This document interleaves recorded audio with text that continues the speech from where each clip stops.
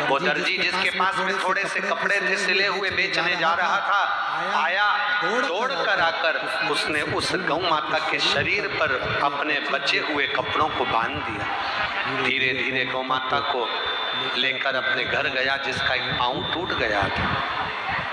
यमराज कह रहे नचिकेता, उसने गौ माता की सेवा करी, गौ माता ठीक हो गई। ब्राह्मण को सूचना मिली कि मेरी गाय दर्जी के घर पर है, वो गाय को लेने के लिए गया और गौ माता को लेकर आया। श्राद्ध पक्ष की यह पावन कथा बड़े ध्यान से सुनो। गौ माता को जब वो लेकर आ गया, ब्राह्मण दर्जी को थोड़ा सा धन देने लगा। दर्जी ने मना कर दिया, मैं ये धन नहीं ले सकता, क्योंकि मैंने गौ माता की सेवा करी, धन लेकर करूंगा क्या? धन नहीं। ब्राह्मण चले गया। समय के बाद दर्जी ने कपड़े सिलकर दूसरे नगर में बेचने जाने लगा। वहीं पर दर्जी के प्राण छूट गए। घर में धर्म पत्नी और बेटे को मालूम पड़ा कि पति मर गया, पिता चले गए। दोनों रोने लगे, रुदन आ गया। समय निकलता गया, दोनों रो रहे, समय निकल। एक दिन पत्नी मन में विचार कर थोड़े से कपड़े लेकर बेचने के लिए गई। नदी के तट पर बैठी थी, आंख से आंसू बह रहे थे। जिस गौ माता की उसने सेवा करी थी, वो गाय उसके पास में खड़ी हो गई और गौ माता खड़ी होकर देख रही है। पत्नी को याद आया कि मेरे पति भी एक गाय को लेकर आए थे, मुझे लगता है वही गाय है। मेरा पति चले गया, हे गौ माता, अब मैं करूं तो करूं क्या? गाय में से देवी प्रकट हुई। देवी प्रकट होकर उसी समय पर उस दर्जी की पत्नी से कहने लगी, तुम क्यों रोती हो? तुमने मेरी सेवा करी थी, मेरा पांव टूट गया था, सेवा करी थी, उसका फल तुमने कुछ नहीं लिया। आज मैं तुम्हें देना चाहती हूँ, मांगो, तुम्हें क्या चाहिए मांगो। इतने में उस दर्जी की पत्नी ने कहा, अगर कुछ देना चाहते हो तो मेरा सौभाग्य, मेरा पति, मेरा सुहाग मुझे वापस दे दो, बस इससे ज्यादा मुझे कुछ नहीं चाहिए।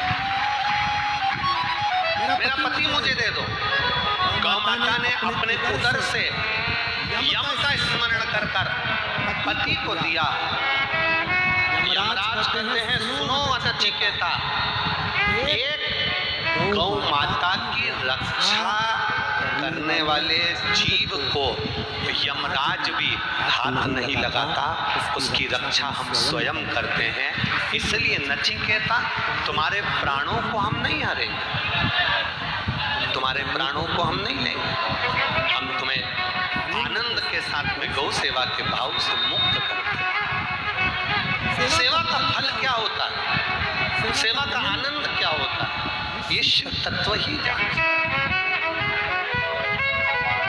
महाराज, समय आया, तारकासुर का संहार करने का जब समय आया, समय बीता, कुंदकेश्वर महादेव हमारे बीच में पधार रहे हैं। जोरदार ताली बजाकर कुंदकेश्वर महादेव का दर्शन करिए। भाव के साथ, आनंद के साथ। आज कथा का पंचम दिवस है, दो दिन की कथा हो रही है, कल और परसों। भाव से, हृदय से, दिल से श्रवण करो। कल की कथा का समय तो यही रहेगा, 1 बजे से 4 बजे तक। परसों की कथा का समय भी टीवी पर 1 बजे से 4 बजे तक रहेगा। परसों कथा जो पंडाल में प्रारंभ होगी वो सुबह